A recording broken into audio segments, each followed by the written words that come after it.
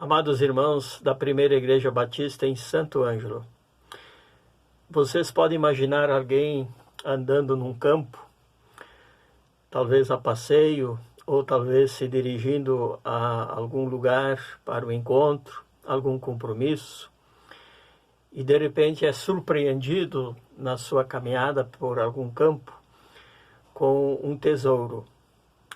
Ou então você pode imaginar alguém que levanta de manhã, toma suas ferramentas e então ele vai exatamente à procura de alguma pedra preciosa, algum tesouro, algum diamante. Então você pode imaginar esta cena dupla, lendo comigo Mateus capítulo 13, 44 a 46. O reino do céu é semelhante a um tesouro escondido no campo, que um homem esconde depois de achá-lo. Então, em sua alegria, vai e vende tudo que tem e compra aquele campo. O reino do céu também é semelhante a um negociante que procura boas pérolas. Encontrando uma pérola de grande valor, foi e vendeu tudo que possuía e a comprou. Estas duas parábolas conjugadas, elas estão dentro do capítulo 13, que está recheado de outras parábolas sobre o reino de Deus, o reino dos céus. Algumas questões preliminares. Primeiramente, nós devemos aqui dizer que Jesus contou essas parábolas com o objetivo específico de transformar seus discípulos em verdadeiros seguidores, como diz a palavra, mas seguidores que também seriam ensinadores.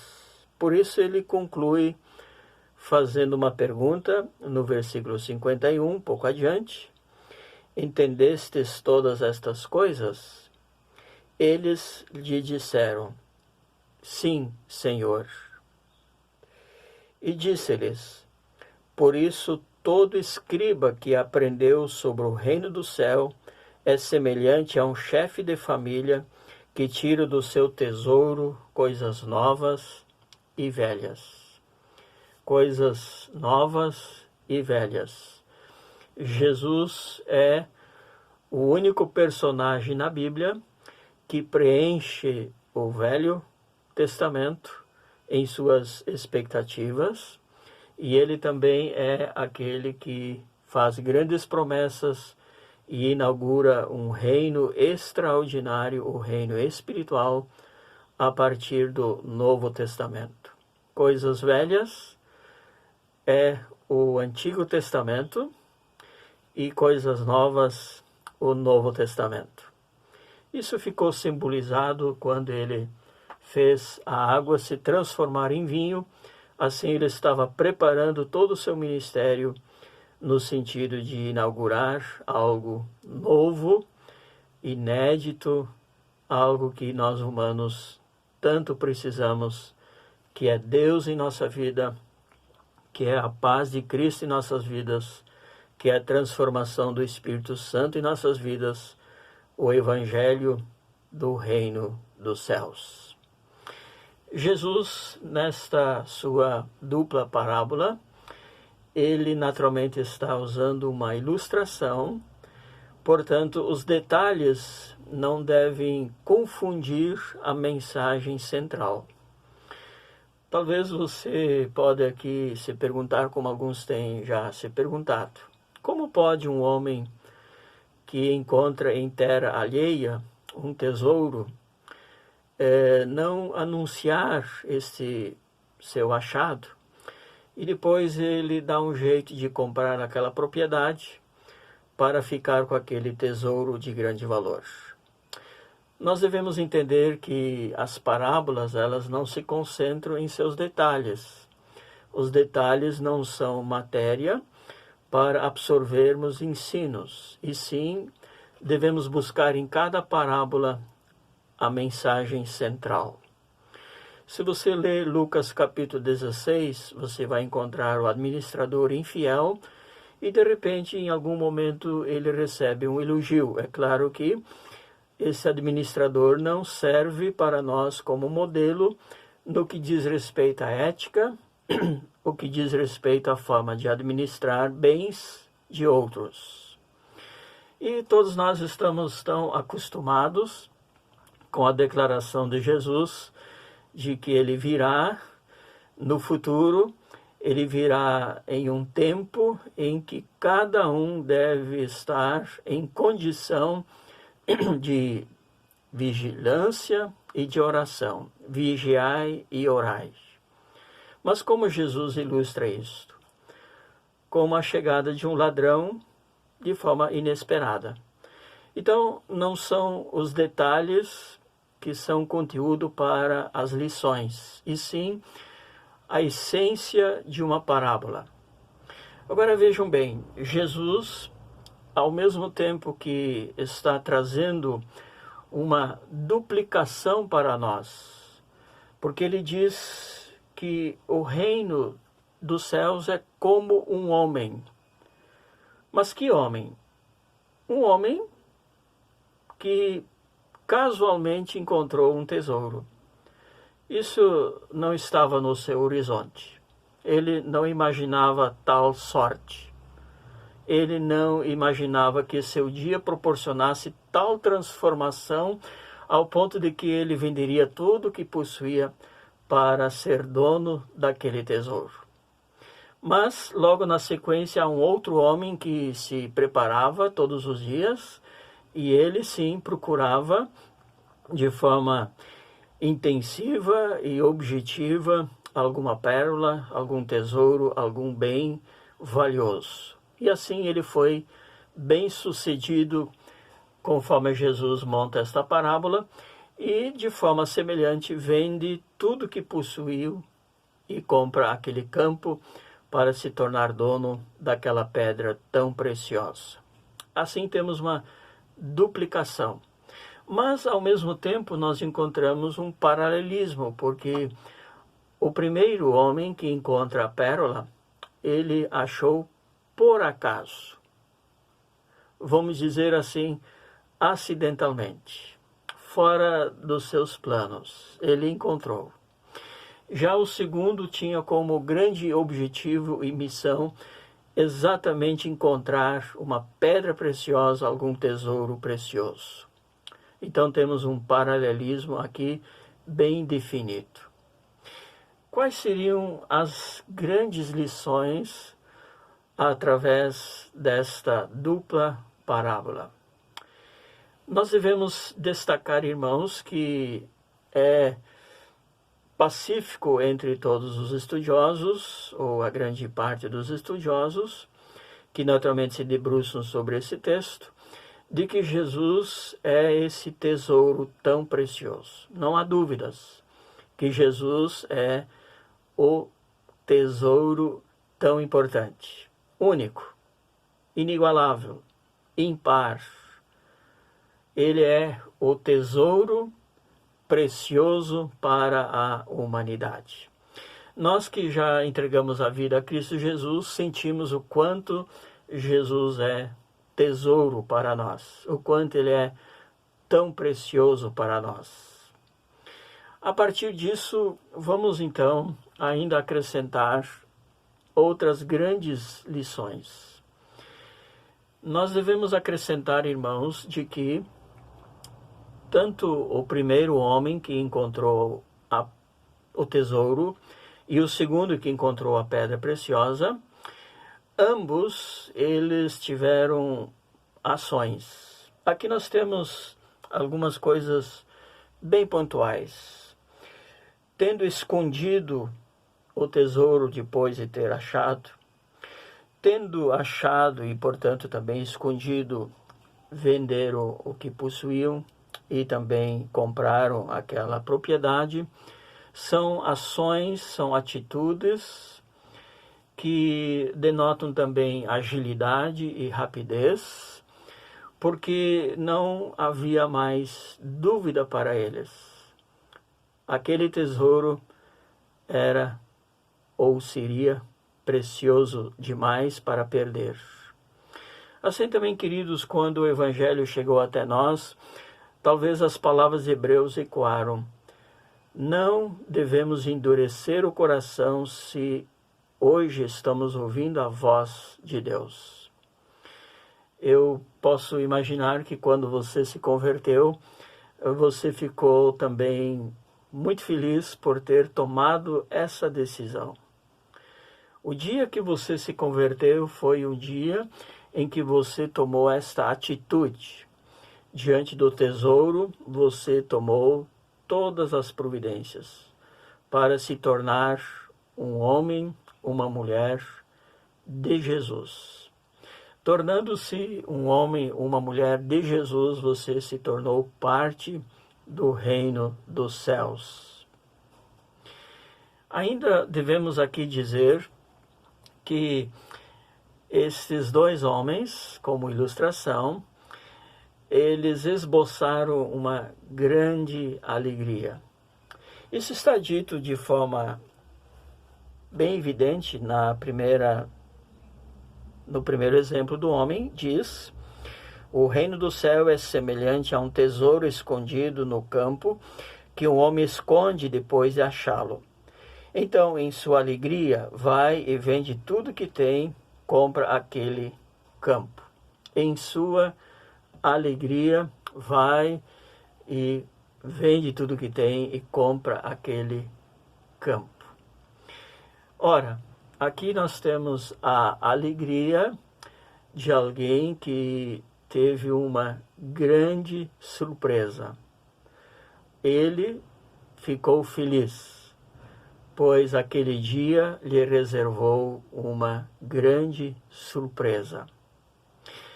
É fácil imaginar que o segundo homem também ficou feliz quando encontrou a pedra preciosa.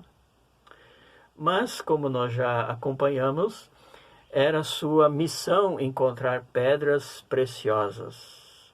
E com certeza, tendo achado, ele também ficou feliz.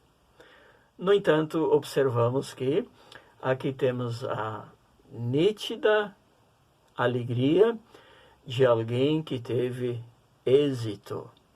Ele procurou algo precioso e teve êxito. Uma diferença muito interessante. Ambos alegres, um alegre porque teve uma bela surpresa, e o outro alegre porque teve bom êxito. Ora, quando nós lemos Atos capítulo 16, nós nos surpreendemos com essas duas histórias que nós vamos aqui destacar. Naturalmente, você está percebendo que o que vamos ler agora é história.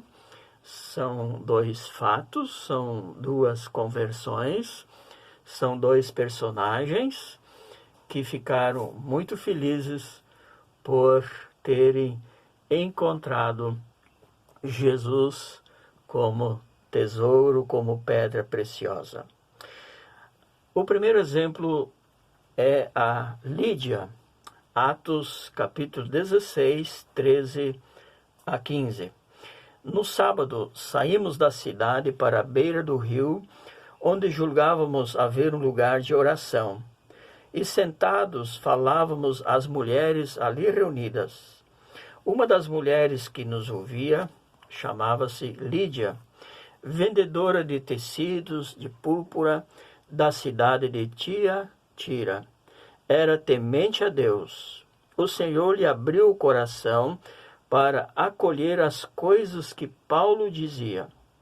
Depois de batizada com as pessoas de sua casa, ela nos suplicou: se me considerais crente no Senhor, entrai e permanecei em minha casa. E nos compeliu a isso. Quando nós lemos a história de Lídia, nós percebemos que esta mulher, ela morava em um lugar que não tinha uma sinagoga.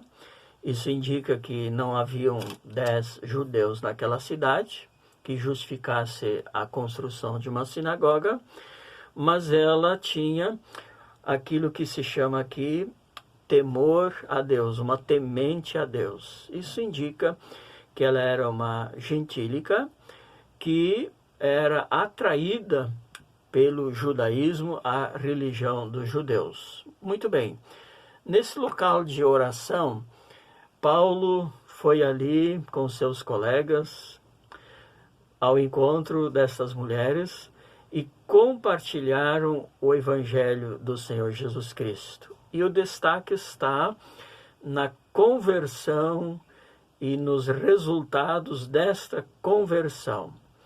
Lídia, de bom grado, aceitou a mensagem do Senhor Jesus Cristo.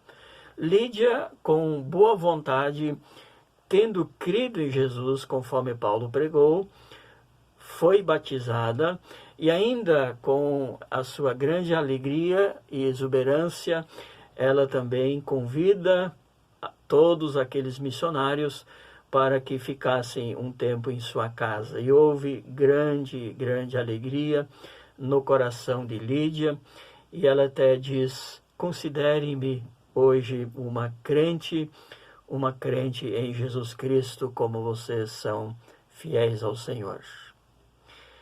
Podemos dizer que esta mulher se encaixa muito bem no segundo homem, na parábola, que procurava pérolas.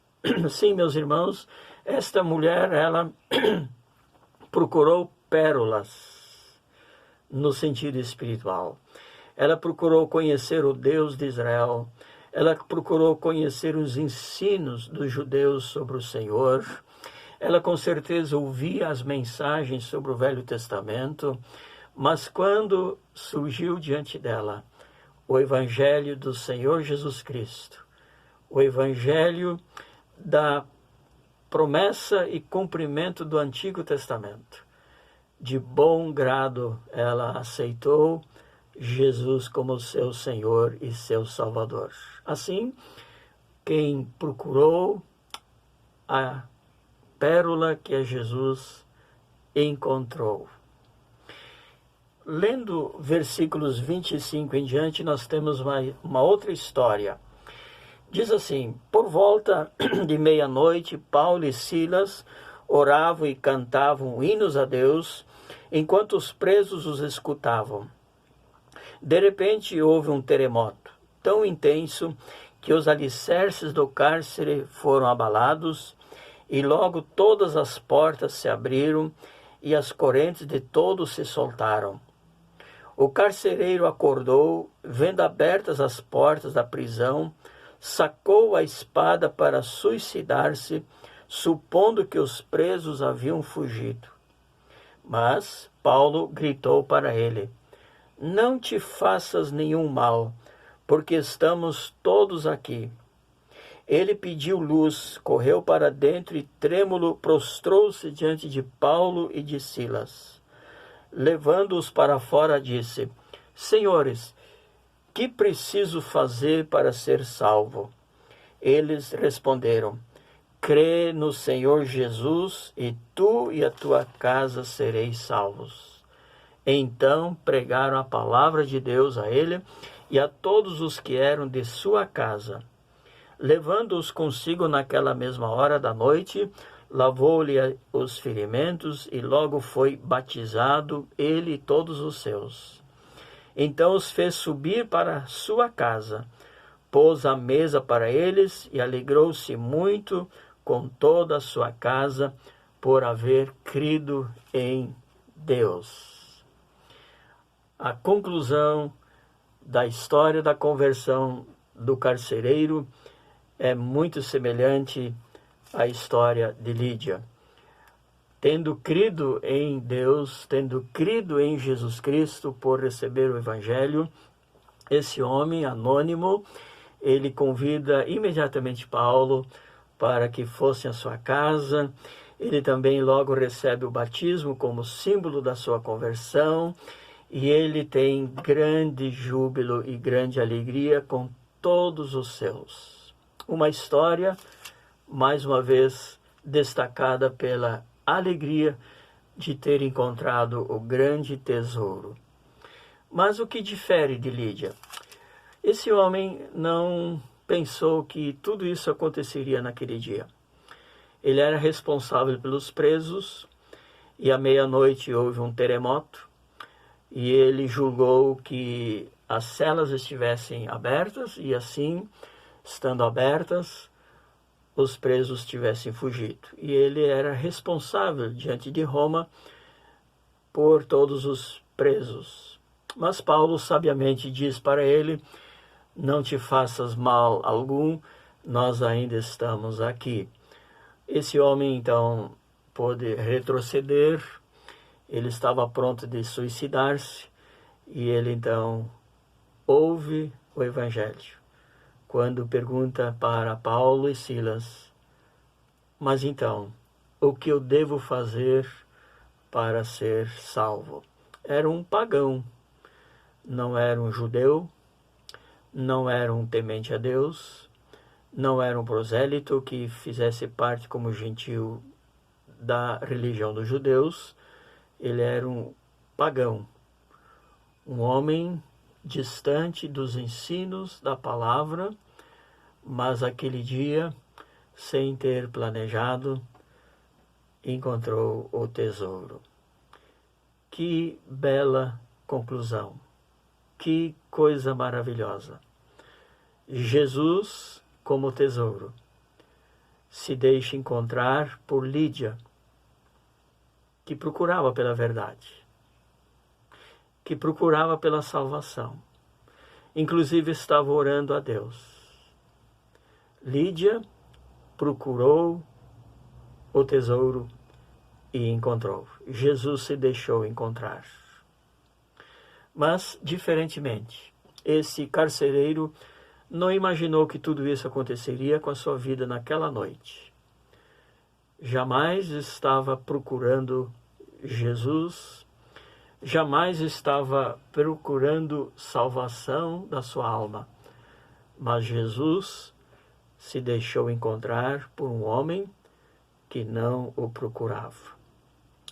Assim, meus queridos ouvintes, todos nós nos encaixamos. Alguns de nós procuravam pela verdade, e Jesus se deixou encontrar.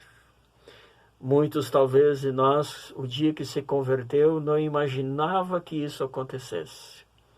Alguém estendeu um convite, alguém nos leu a palavra, alguém talvez nos deu um folheto onde continha o Evangelho de Cristo, alguém talvez veio até a nossa casa, alguém nos surpreendeu com o Evangelho e a gente pôde crer. Jesus, o precioso tesouro que se deixa encontrar por homens que o buscam. Exatamente como ele disse: batei e abrir-se-vos-á, buscai e achareis, pedi e recebereis. Jesus se deixa encontrar por homens que buscam a verdade de todo o coração. Mas Jesus também se deixa encontrar por pessoas que estavam ocupadas com outras coisas. Como nós lemos, o primeiro homem se ocupava de simplesmente uma passagem por um campo, e ele casualmente encontrou o tesouro. Agora deixe-me caminhar para o desfecho desta mensagem com uma lição e uma necessidade e uma exigência muito séria. Percebemos que 2 vezes Jesus afirma: vendeu tudo que possuía para comprar o campo e assim se tornar dono do tesouro. É claro que Jesus não é algo para ser possuído como um tesouro, mas na ilustração ele é o que existe de maior. Ele é o que existe de melhor. Ele é o único que pode nos dar paz de espírito. Ele é o único que pode perdoar os nossos pecados. Ele é o único que pode ser a ponte entre nós e o Deus Todo-Poderoso. Ele, como o Filho de Deus, como Deus Filho, é o único mediador. Mas como que funciona isto? Ora, ao mesmo tempo que Jesus é de grande valor e é de graça, paradoxalmente, há um custo. E esse custo foi ressaltado na conclusão de Jesus. Aqueles que de mim aprendem, também agora devem ensinar. O discipulado. No capítulo 10 de Mateus, verso 37 a 39, Jesus explica o preço do discipulado.